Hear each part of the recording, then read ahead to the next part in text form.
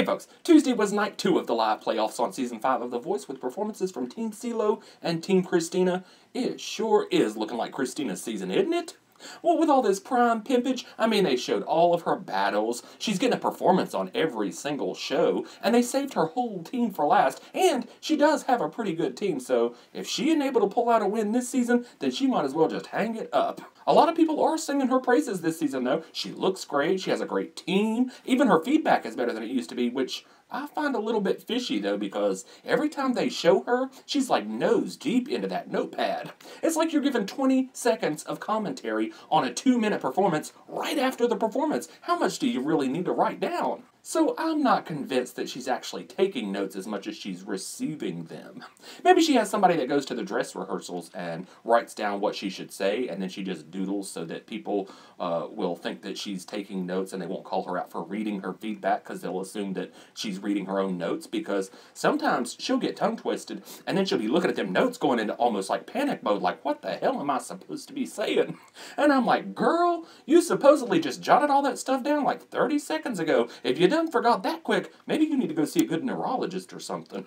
Anyway, Carson Daly once again said that the performances have been stripped down so that we can focus on the voices, but stripped down to me means acoustic, or close to it at least. I didn't hear nothing stripped down about these full band performances, but whatever.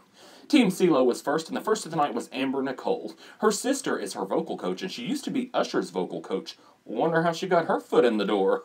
The song Cee Lo gave her this week was Wasting All These Tears by Cassadee Pope, and he said that he picked it because he wanted to challenge her with a country song, but, I mean, it's Cassadee Pope, it's not exactly Tammy Wynette, so I didn't think it was a bad song choice just because it was kinda country. I thought it was a bad song choice because most people don't even know what the song is, which is probably why Cee Lo picked it for her. He already knows who he wants to survive this week, and sadly for Amber, she is not one of those people.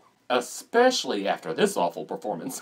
Well, it was kind of a mess the whole way through. Amber totally sealed her fate, though. When she went for that high note at the end, if my TV had been any louder, my neighbors probably would have called the police, because it sounded like somebody was being tortured, and I guess somebody kind of was. The audience. All of the coaches acted like that one foul note was the only problem with this performance, but it was not. Well, at least they found something critical to say, right? Amber has zero chance of surviving this week. Next up was Jonny Gray. He says that picking Cee Lo as his coach was the best decision that he's ever made. Let's see if he still feels that way at the end of the week.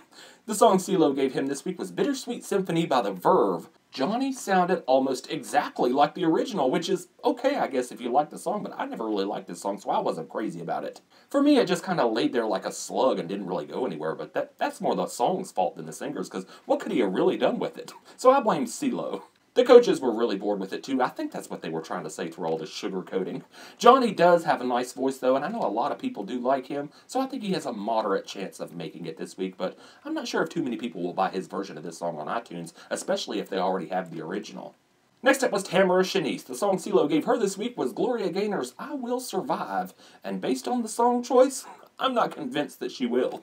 Well, Cee Lo said that he picked it because it's a song that has girl power written all over it. It also has gay power written all over it. They still play this song almost every night at the gay clubs. Back in my clubbing days, I must have heard this song 100,000 times, so I have total immunity to it. I just don't care about it at all. She sounded good, though, and she looked gorgeous, but the song was just too carefree and old-fashioned, which, I mean, it's disco. It's always going to sound like something straight out of the 70s. She did the best that she could with it, but I still don't think it's going to be enough. Adam said that it was her best performance, and I don't really remember her other performances, so I don't know. Maybe it was, but I don't think she'll survive. Next up was Robichaud. Cee Lo wanted her to show off her tender side this week, so the song he picked for her was She Keeps Me Warm, and she said that she could relate to this song because her husband keeps her warm. Now, I had never heard this song before, so I googled it, and apparently it's a lesbian love song. Now, I see a lot of people online that are very upset because she changed the song from She Keeps Me Warm to You Keep Me Warm. Well, she isn't a lesbian. People are all the time changing the words in songs on these shows to fit their gender, so I don't know why this one should be any different. She shouldn't have to sing a song about loving the ladies if she's into guys, but whatever. No, I thought there were parts of this performance that were really nice, and other parts were shaky. Overall, I didn't really care for it, mostly because I don't care about Kat's tender side.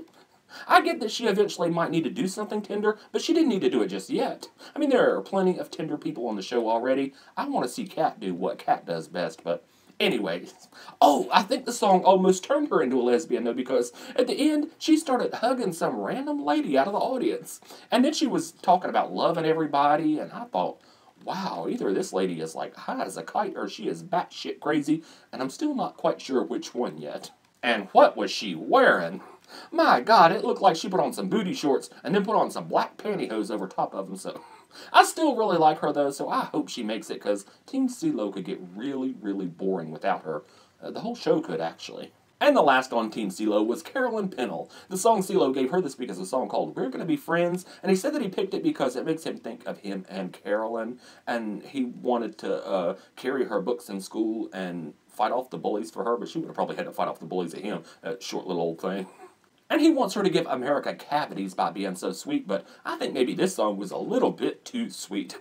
Maybe it would have been fine if she were like 7 years old, but I thought the song was just too simple for her. I mean, I don't expect her to come out there and slay Whitney Houston or anything like that, but a song with a little bit more range would have been nice, because this song just kind of stayed at one spot. It was like talk singing, and so she couldn't do much more than talk the song, and the song itself was just too precious.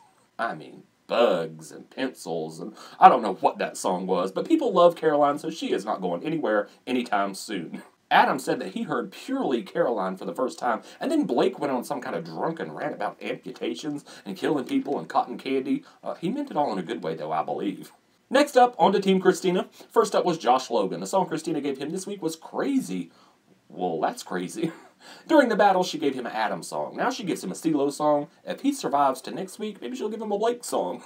No, based on this performance, I don't believe there is any chance of that happening. He tried so hard to change this song up that he made it completely unrecognizable. And I didn't understand a word that he was saying. He could have been singing in a foreign language for all I know. Or maybe he just forgot the lyrics and decided just to babble instead. Whatever it was, I thought it was terrible. Adam thought it was too busy and complicated, and it was. Cee Lo loved the song choice, but he didn't really say much about the performance, so I'm assuming that he hated it too. I don't see any way that Josh can survive with a performance like that. At least, though, we got to see what was under that hat before he gets set packing. Bald as an egg. Next up was Olivia Henken. The song Christina gave her this week was Roar by Katy Perry. I knew Christina was going to give somebody a Katy Perry song this week. Remember back in season 3 when she would, during the auditions, she would turn for anybody that auditioned with a Katy Perry song. If they butchered it or not, it didn't matter. And then she all the time was giving her team Katy Perry songs. I still think maybe she owns stock in Katy Perry, but anyway... No, this is the second time in a week that somebody's tried to countrify this song. A country boy group on the X Factor last week tried to do it, and they failed miserably. But I think Olivia failed even worse. First off, Olivia doesn't even really sound country, so all the banjos in this song were totally unnecessary, and they didn't even fit. It sounded like the Beverly Hillbillies wandered in somewhere and tried to hijack the song, but as bad as the banjos sounded, they didn't sound nowhere near as bad as Olivia did.